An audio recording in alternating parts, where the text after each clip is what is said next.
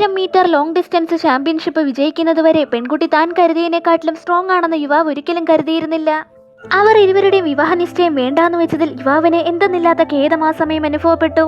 അവരിരുവരുടെയും മുത്തശ്ശന്മാർ അവരോട് ചോദിക്കാതെ തന്നെ ചെറുപ്പകാലത്ത് അവരുടെ നിശ്ചയം ഉറപ്പിച്ചു വെച്ചതാണ്. ആ യുവാവ് അതിൽ അസന്തുഷ്ടനായിരുന്നു. അതുകൊണ്ട് തന്നെ സുഹൃത്ത് വിളിച്ചപ്പോൾ ആ പെൺകുട്ടിയെ ഒരിക്കലും വിവാഹം കഴിക്കില്ല എന്ന് അവൻ പറയുകയും ചെയ്തു. യാദൃശികമായി പെൺകുട്ടി ഇത് കേൾക്കാനിടയാവുന്നു. ഇതവളെ വേദനിപ്പിച്ചെങ്കിലും അവൾ തന്നെ മുൻകൈയെടുത്ത് അവരിരുവരുടെ വിവാഹ നിശ്ചയം വേണ്ട എന്ന് യുവാവിന് മെസ്സേജ് അയക്കുന്നു. ഒരു മടിയും കൂടാതെ അവനത് സമ്മതിക്കുകയും ചെയ്തു. പിന്നീട് ഒരു കഫേയിൽ വെച്ച് യാദൃശികമായി പെൺകുട്ടിയെ അവൻ ആദ്യമായി കാണുകയും ആദ്യ കാഴ്ചയിൽ തന്നെ അവളോട് അവന് പ്രണയം തോന്നുകയും ചെയ്തിരുന്നു. യുവാവിനോട് അവന്റെ സുഹൃത്ത് പറഞ്ഞപ്പോൾ മാത്രമാണ് അവന്റെ ഫിയാൻസി ആയിരുന്നു പെൺകുട്ടി എന്നുള്ള വിവരം അവൻ മനസ്സിലാക്കുന്നത്.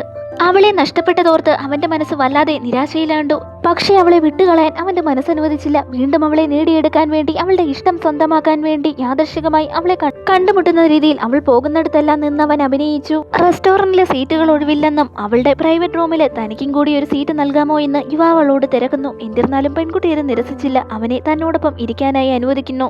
വിജയകരമായി പെൺകുട്ടിയുടെ പ്രൈവറ്റ് റൂമിലേക്ക് കടന്ന് അവളുടെ അടുത്തിരുന്നപ്പോൾ അവന് തന്നോട് തന്നെ സംതൃപ്തി തോന്നി. എന്നാൽ ഇതേ സമയം പെൺകുട്ടി മറ്റൊരു യുവാവുമായി ആ മുറിയിലേക്ക് കടന്നു വന്നു.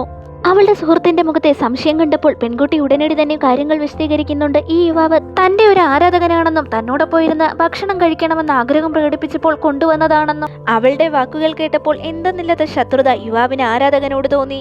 അങ്ങനെ എല്ലാവരും ഭക്ഷണം കഴിക്കാൻ തുടങ്ങിയപ്പോൾ ആരാധകനാവട്ടെ പെൺകുട്ടിക്ക് ഭക്ഷണം മുമ്പിലേക്ക് വെച്ചു കൊടുക്കുന്നു. അവളത് നിരസിച്ചെങ്കിലും അതൊന്നും കേൾക്കാത്ത മട്ടിൽ തന്നെ അവൻ വീണ്ടും കഴിക്കാനായി അവളെ നിർബന്ധിക്കുന്നു.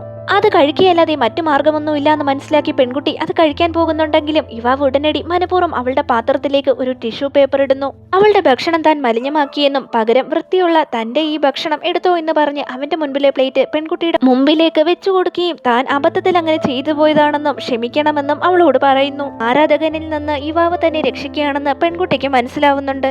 അവളുടെ മനസ്സൊന്ന് ശാന്തമായപ്പോഴാണ് 2 മൂവി ടിക്കറ്റ്സ് പുറത്തെടുത്ത് ആരാധകനാവട്ടെ അവളെ സിനിമയ്ക്ക് ക്ഷണിക്കുന്നത്. വീണ്ടും പെൺകുട്ടിയെ നിരസിച്ചെങ്കിലും അതൊക്കെ അവഗണിച്ച് അന്നത്തെ ദിവസം അവളെ ഹോസ്റ്റലിൽ നിന്ന് കൂട്ടിക്കൊണ്ടുപോകാൻ ഉറപ്പായും വരുമെന്ന് അവൻ ദൃഢനിശ്ചയത്തോടെ പറയുന്നു. ഇത് പെൺകുട്ടിയെ വല്ലാതെ അസ്വസ്ഥതപ്പെടുത്തുന്നു എന്ന് മനസ്സിലാക്കി യുവാവട്ടെ വീക്കെൻഡിൽ അവൾ തന്നോടൊപ്പം ലൈബ്രറിയിൽ പഠിക്കാനായി വരികയാണെന്നും അതുകൊണ്ട് അവൾ വരില്ല എന്നും പറയുന്നു. ഇതുമൂലം തന്നെ ആരാധകൻ വല്ലാതെ ദേഷ്യപ്പെടുന്നു. അവർ തമ്മിൽ വല്ലാത്ത പിരിമുറുക്കമുണ്ടാവുകയും ചെയ്യുന്നുണ്ട്. പ്രശ്നങ്ങൾ വഷളാവുന്നത് കണ്ട് പെൺകുട്ടി ആരാധകനെ വീണ്ടും നിരസിക്കുന്നു. അവൻ നാണക്കേടോടുകൂടി തന്നെ അവിടെ വിട്ടു പോകുന്നു.